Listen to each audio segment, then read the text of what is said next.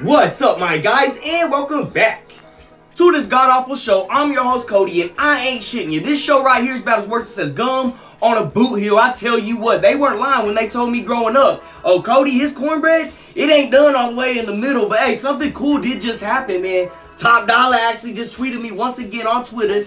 That's my guy right there. Just want to give a shout out. Also, want to give a shout out to my guy, Jacob Barton, man. He tunes in every single episode. That's my guy right there. But enough about all that.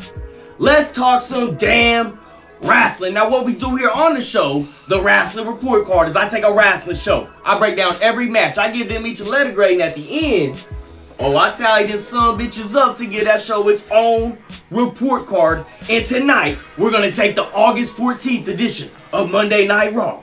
We're going to hoist it up. We're going to shine it up real nice. Turn that son bitch sideways. And let's get to grading, my guy. But first, as always, we got a little WWE trivia. Who was the first person ever to point at the WrestleMania sign? Let me know your answers down in the comments below. But now, let's go to our opening act. Kicking this son bitch off, we got the Judgment Day coming to the ring. However, there is no Finn Balor. Priest got on the mic. It's like, he should be here, man. He should be here. Then he low-key started wigging out, losing his shit, kind of getting up in Dom and Rhea's face. And right before shit kicked off, out came Finny B's new homie, JD McDonough. Now, as he was walking up, Damian Priest looked over and said, bro, you better chill. You know how that goes. I really like this version right here, Damian Priest. I hope we can keep that moving. Let him kind of come unhinged a little bit. Then, McDonough got on the mic and was kind of starting to tell the Judgment Day what they need to do when Rhea got up in his face, a.k.a. MGK, and says nobody tells us what to do. Then they gave Dom the mic, and by God, this Manitoba crowd came alive and was going nuts, booing the shit out of him. Next, out came Sami Zayn, who wiped out McDonough, then stared down the Judgment Day, and then the Judgment Day were like, hey, that's all you, big dog. We don't want no problems in that. We'll let you and McDonough handle that. So they walked off. I'm going to slap a B on that opening segment. But now we get into our opening match where we got Sami Zayn going against JD McDonough. And remember, last week after that attack from JD, Sami's elbow was looking like he was smuggling ping pong balls in that sumbitch. I tell you what. And tonight, JD didn't help much when he slammed that same arm straight into the ring post, the barricade, I mean, you name it, anything. And I can guarantee that Sami's elbow was introduced to it and say, hey, how you doing? Now, later during the match, after no showing the Judgment Day earlier, Finny B came out to the aid of his boy McDonough, but all he got was a potato, courtesy of Sami Zayn. And then your boy still lost because Sami hit the haluva kick, and ain't nobody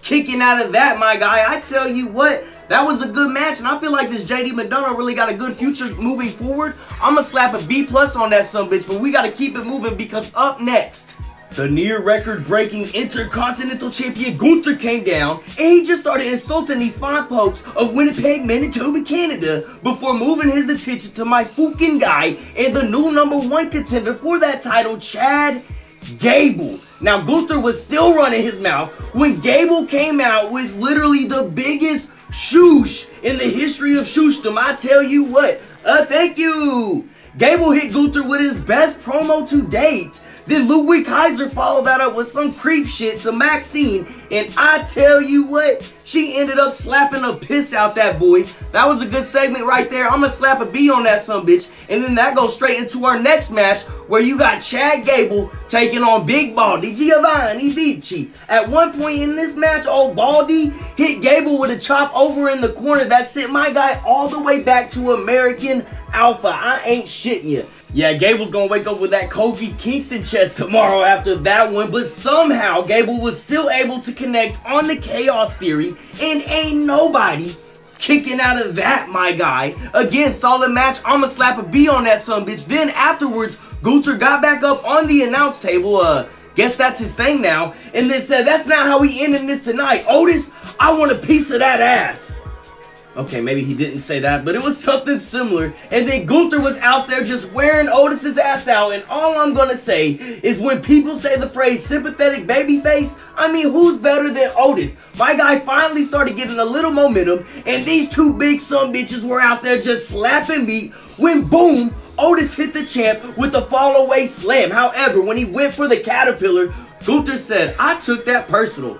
He got up, hit him with a big boot before following that up with a devastating power slam, and ain't nobody kicking out of that, my guy. However, no time to celebrate because after the match, Gable sent a message to the champ ahead of their showdown next week. And I know we need Gunther to break this record from the Honky Tonk Man, but Chad Gable should be the one to knock Gunther off whenever the time does come. And that's all I gotta say about that. I'ma slap a B+ on that sumbitch. I really enjoyed that match, but we're gonna keep it moving because on commentary, Wade Barrett let us know that Jey Uso has been moved to the alumni section on WWE, whatever. So you know the Twitterverse went crazy about that right there. Now let's go into some tag team action as you have the Viking Raiders taking on Matt Riddle and Drew McIntyre, or as Michael Cole called them, the Scottish Highlanders. Hot take here, but Michael Cole has been cementing himself as one of the greatest commentators of all time, especially since Vince McMahon ain't yelling in his ear every night. Now, after throwing these big watts all over the place, Riddle hit the floating bro, Drew hit the Claymore, and ain't nobody kicking out of that, my guy. I feel like this is somehow going to lead to Drew McIntyre versus Randy Orton in the future once he returns. So I ain't mad about that. But again, the Viking Raiders, that shit's just getting old. I'm going to slap a C+ on that sumbitch. But we ain't done there because up next we go backstage where Kofi Kingston channeled his inner Kevin Owens when addressing the state of the tag team division, and then Xavier Woods was out of line when he said, plus, we got the Street Profits who out here thinking they Cedric and Shelton Benjamin. I'll tell you what, I was dying about that. And then we find out that next week, the New Day are back in action, and they're going to be taking on Matt Riddle and Drew McIntyre. That's what I'm talking about. Now let's jump over to the women's division because up next, you got Rhea Ripley taking on Indy Hartwell. And long story short, Hartwell couldn't get it done alone. Boom. Riptide 1, 2, 3. Ain't nobody kicking out of that. So after the match, her and her girl Candice LeRae tried sending the champ a message. But hey, I thought this was pretty good. Short, sweet. And it did what it needed to do. I'ma slap a B- on that sumbitch. Now let's jump back over to the men. Because next up, we got Shinsuke headed to the ring, set to get interviewed by Michael Cole about what he did kicking Seth Rollins in the head last week.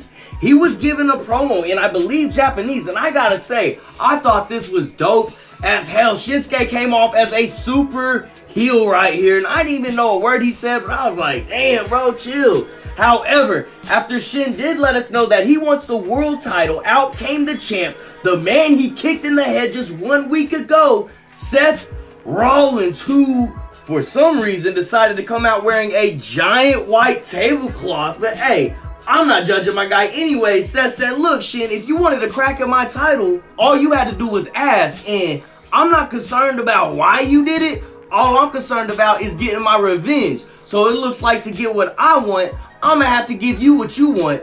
So challenge accepted. Now grow a set, shake my hand, get the hell out of my ring so Winnipeg can sing my song. But before Shinsuke left the ring, he leaned over, whispered something in Seth's ear. It was something that wiped that smile smooth off the face of the champ. And I don't know what he said. Maybe he was like, Roman's better than you, or how do you think Becky knows Japanese? Okay, I'll chill. But I really like that promo battle right there. I'm going to slap an A- on that sumbitch. I can't wait to see where that feud goes. But now, we're jumping back over to the women's division as we got Becky Lynch taking on the Hall of Famer Trish Stratus. And then during the match, we find out that Trish's face mask was a hoax this whole time as she ripped that sumbitch off. Then, while these two were brawling outside of the ring, the bell went off, and this match just ended in a double countout. But these ladies did not care. They were brawling all the way up to the stands, out onto the concourse area, and as Becky was dog walking the Hall of Famer, Trish was still being a savage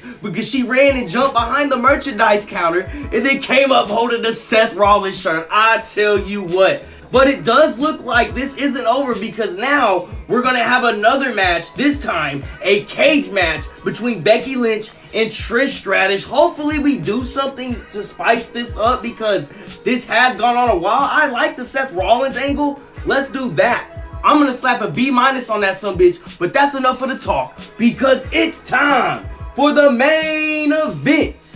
You got Cody Rhodes going one-on-one with Finn Balor, and you already knew it wasn't going to be long until the rest of the Judgment Day came out. However, Damian Priest took his time because he didn't come out with the rest of the group. He came strolling down slowly, but he made his presence known as him and Finn were looking at each other ringside. Cody came flying in, wiping both of them out with a tope, but the numbers game was too much because as the ref was busy with all that, in comes old Dirty Dom, who crotched Cody on top of the ropes. Now, thankfully, the ref caught the steel chair that Dom tried to sneak in. However, once again, Damian Priest got involved, sliding in his Money in the Bank briefcase, but he overshot it, which landed it right in Cody's hands, which he used, and by the time the ref turned around, all he saw was Cody hitting the crossroads, and ain't nobody kicking out of that, my guy. As you know, a beatdown ensued directly after the match, but Sami Zayn came out with the equalizer. However, JD McDonough came out, and 5-on-2 was just too much. And this wasn't no regular beatdown, as these fines absolutely decimated Roman Reigns' sloppy seconds from earlier this year, which ended with Damian Priest hitting Sami with the Razor's Edge on top of the announce table, and to top it off, Finny B hit Cody with a final coup de grace and then disrespectfully just sat on that man. Now, after the match, the 4 members of the Judgment Day stood tall in the ring while McDonough stayed down on the floor like poor Rudolph never gets to play any reindeer games. I'm sorry about that, but it looks like we're going to have to keep our eye on that right there. I really love that main event. I'm going to slap an A on that sumbitch, but y'all know what part of the show we've gotten to. We got all the grades in. Now let's take a look at the report card, my guy. After tallying everything up, we came out with a final letter grade of a B. That's right, in 86%. Great episode. Once again, shout out to my guy Top Dollar. Shout out to my guy Jacob and OG Bobby Nighthawk on the beat. You know where to find them on SoundCloud. Other than that, I hope all you BEA beautiful people stay safe out there. If you haven't already, you should subscribe to the channel. That would be tight. Like, comment, or not. That would be cool too, I guess. But, like I said, stay safe and have a nice day.